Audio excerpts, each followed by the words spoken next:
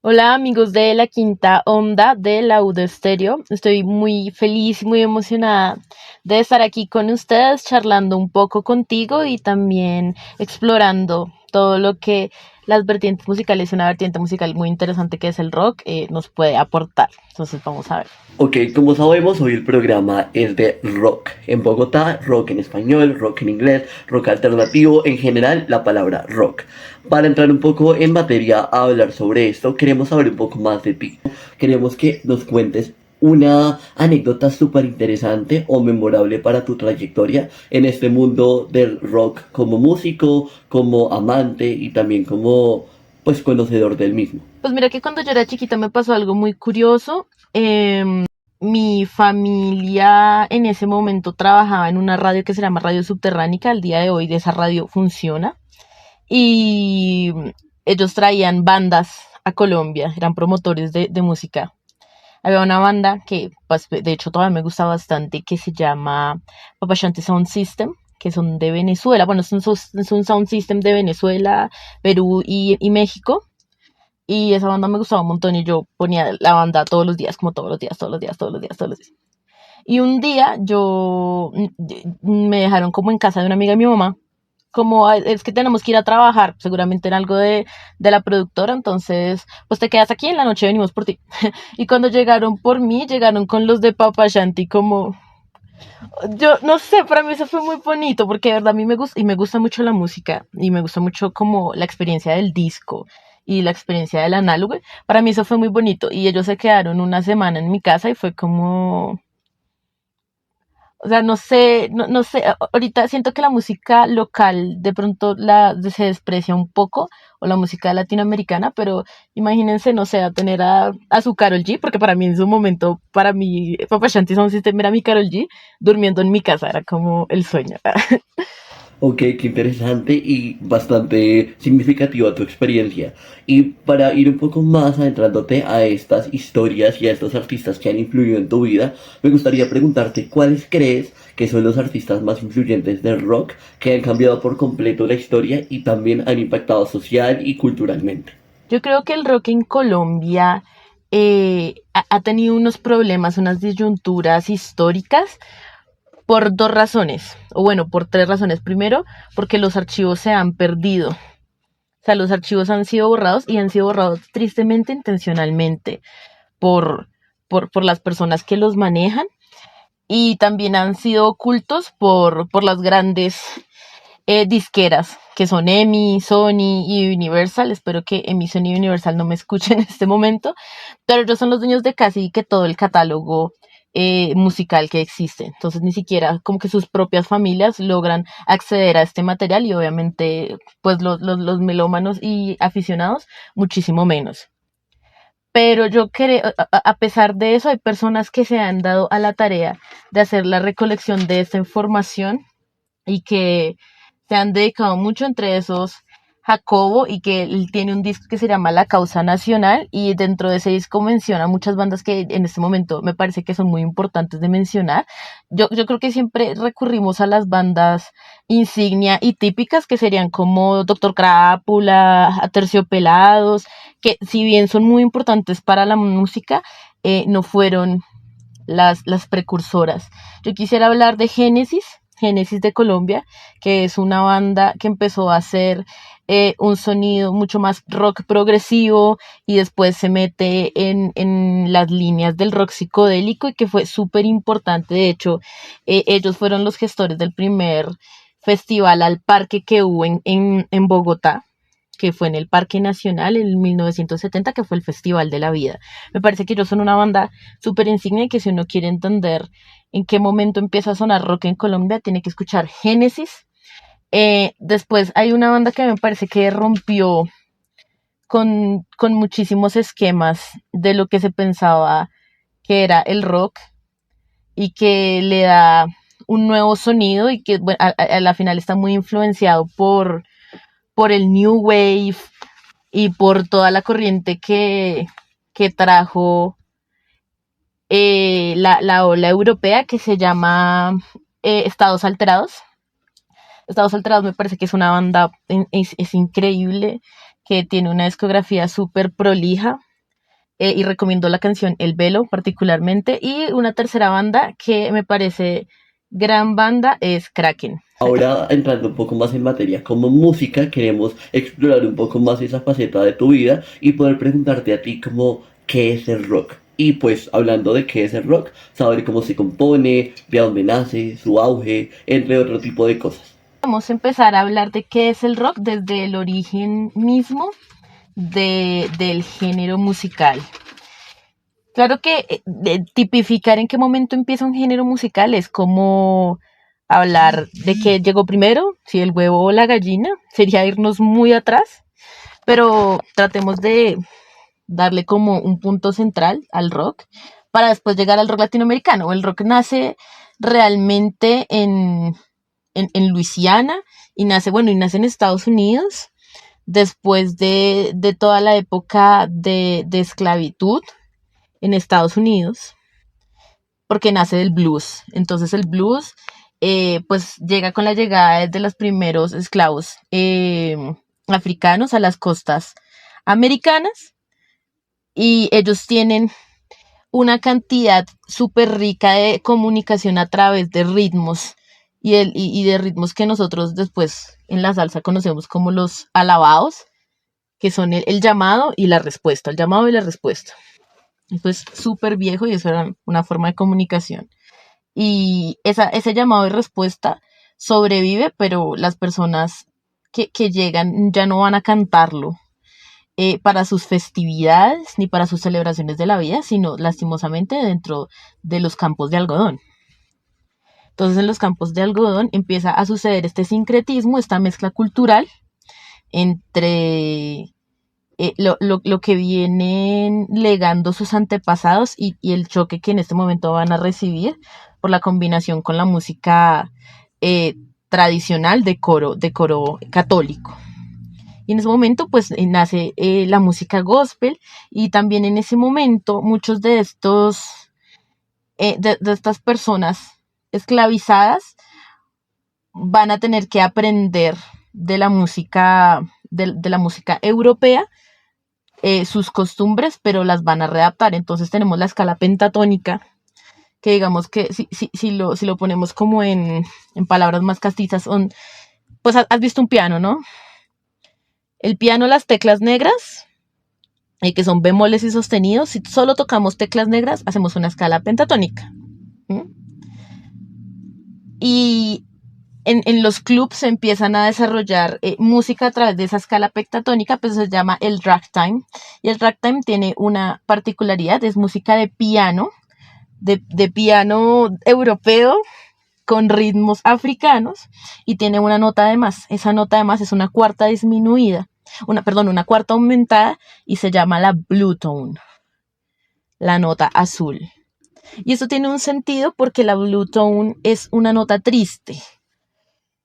Entonces es una nota que le va a dar la coloridad a la música que después conoceríamos como el blues. Y el blues se llama blues por la blue tone, porque significa pentatónica con azul.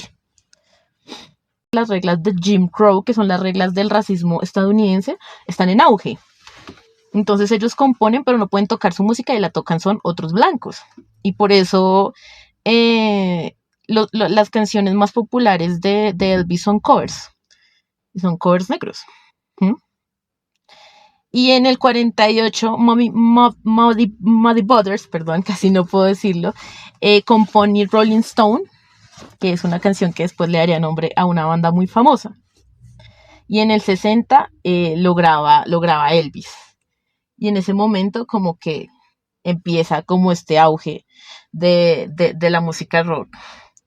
Antes la música rock no se conocía como música rock, sino que era R&B, Rhythm and Blues. Pero la palabra se empieza a utilizar desde 1957 gracias a un programa de radio que dirigía un músico muy famoso en ese momento que se llamaba Alan Freed.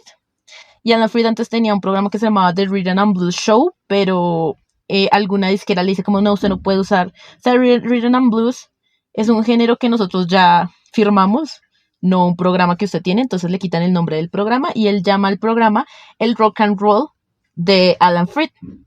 Y las personas que escuchan el programa empiezan a decirle a la música del rhythm and blues rock and roll. Entonces también es como pequeña pausa para pensar como lo importante que son los medios de comunicación dentro de la forma en la que interpretamos y configuramos el lenguaje. Porque es que las palabras existen no porque están en la RAE y no porque estén en un libro llenas de polvo, sino porque se empiezan a utilizar. De hecho, aquí en Colombia se graba el primer disco en el 67 y Rolling Stones graba su primer disco en el 65, o sea, la distancia es de 2 años.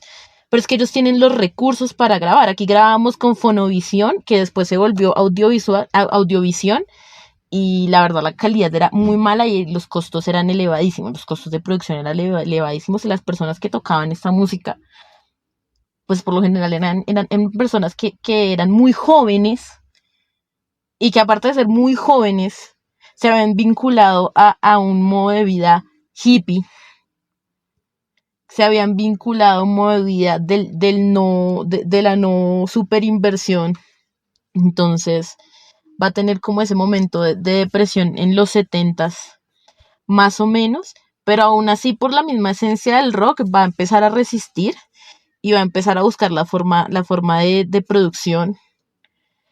Y hay discos que suenan hechos en un tarro, o sea, hay discos que están muy bien grabados, como los discos de Sheep, que Sheep es la primera banda que puede grabar con una producción, digamos, internacional. Pero hay discos como Pestes Mutantes, que es un disco de punk, que es un disco que aparte le hace la banda sonora a Rodrigo de No Futuro de Víctor Gaviria, que suena horrible, o sea, está grabado con una papa. Y eso también es poco esa condición del rock de resistir pese a las adversidades. E incluso siento que el rock ha vuelto mucho a sus raíces. O sea, actualmente hay... Bueno, volvamos un poco como a 2018, más o menos 2017. Eso fue un momento muy, muy, muy, muy importante para el rock local. Porque existía la Roma Records, existía SPR, existía RPM Records, CD Baby, la Cacre House, o sea, habían muchos espacios y muchas productoras donde se podía escuchar música rock. Y en ese momento hubo un auge de bandas, entonces estaban las Yumbeñas, los Maricas, Nicolás y los Fumadores, que Nicolás y los Fumadores todavía resisten y los amo con todo mi corazón, estaba Olaville, había mucha producción en ese momento musical y por la pandemia merma muchísimo la música y tristemente hay algunas personas que no piensan que la música y que el arte debe ser algo que trascienda, sino debe ser algo que está únicamente ahí como un medio de entretenimiento. Y en su esencia yo creo que el rock no es solo un medio de entretenimiento. Entonces actualmente están estas dos posiciones, ¿no? Está el rock de solo divertir, el rock de solo como, ay, ser chévere y rebelde sin causa. Que aquí me voy a aprovechar un momento para tenerle una puya a Armenia. Armenia es una banda que se ha dedicado a hacer eso. Y hay bandas que de verdad se han dedicado y que todavía resisten mucho en la idea de crear algo más, ¿no? Como de lo lingüístico y lo paralingüístico y lo metalingüístico, de que estamos hablando, no solo de que estamos hablando en lo literal, sino de que estamos hablando en lo compositivo, en lo armónico. Entonces, en este momento está esa dualidad de hay muchos más recursos y uno ya puede grabar en su casa, no tiene que ir a una productora súper costosa, ya no tiene que firmar con una disquera que te chupe 10 años de tu vida, ya no tienes que estar dependiendo de la producción y los equipos de alguien más, puedes hacerlo todo desde tu casa, ya existe, o sea, Billie Eilish grabó su primer éxito y lo subió a SoundCloud en su casa. ¿Sí? Kevin Carl, esto es muy distante al rock, pero como para hablar un poco de los casos en los que ha pasado, Kevin Carl, que hace pop, repop, hizo su primer disco en su casa. O sea, y eso en el rock también pasa, ¿sí? Pero a pesar de que los recursos están, hay menos personas que estén dispuestas a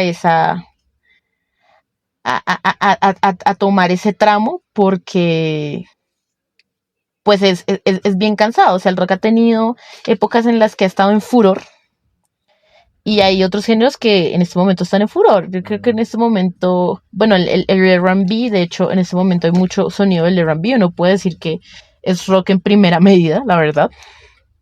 En rock en primera instancia, el R&B ahorita está súper pegado.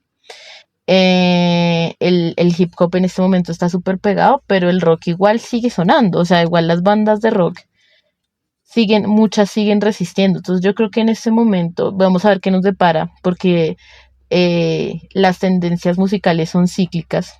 ¿Mm?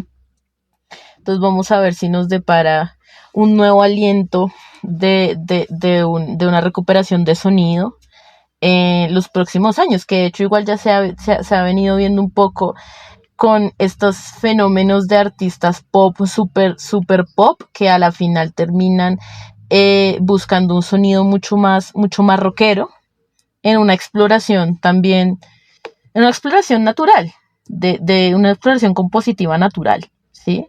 Entonces a lo mejor en esa exploración, así como Kali Uchis ya exploró unas formas del dream pop muy interesantes, del sign muy interesantes, incluso de la cumbia muy interesantes. De pronto en un momento de esa exploración pues vamos a llegar a un sonido mucho más sintético, guitarras bien distorsionadas, unos tiempos eh, de compases más variados. Yo creo que hay que darle tiempo, pero el rock no ha muerto ni morirá. O sea, los géneros no han muerto ni morirán. Es muy cierto, igual como todo en la vida se transforma y se transmuta a partir del tiempo. Todo va cambiando, pero pues al fin y al cabo como que nunca desaparece por completo y tienes toda la razón en eso. En este momento me gustaría como que habláramos un poco más sobre cómo este género ha influido en construir una identidad o quizás cambiar el comportamiento frente a la sociedad. Entonces quiero que hablemos un poco más sobre este impacto del rock cultural y social, pero en Bogotá. ¿Qué piensas sobre eso? Entonces que creo que a Bogotá le pasa algo con toda esta fuerte oleada con toda esta fuerte oleada neoliberal después del Bogotazo y después del periodo de violencia, es que pierde su raíz. Y en ese momento inyectar raíces de cualquier otro lugar era súper fácil. ¿Mm? Entonces la identidad del bogotano, del rolo del cachaco, se pierde, ¿sí? Y del cachaco que está a blanco y negro, de la nevera, de que habla así, súper, así, haciendo la S súper exagerada, eso se va a perder, y va a llegar una introducción cultural muy fuerte del exterior gracias a la globalización, y en ese lugar cada persona, cada oyente va a encontrar su nido. ¿Mm? Entonces Bogotá tiene muchas escenas, porque Bogotá es muy grande. Entonces Bogotá tiene una escena del hip hop súper grande.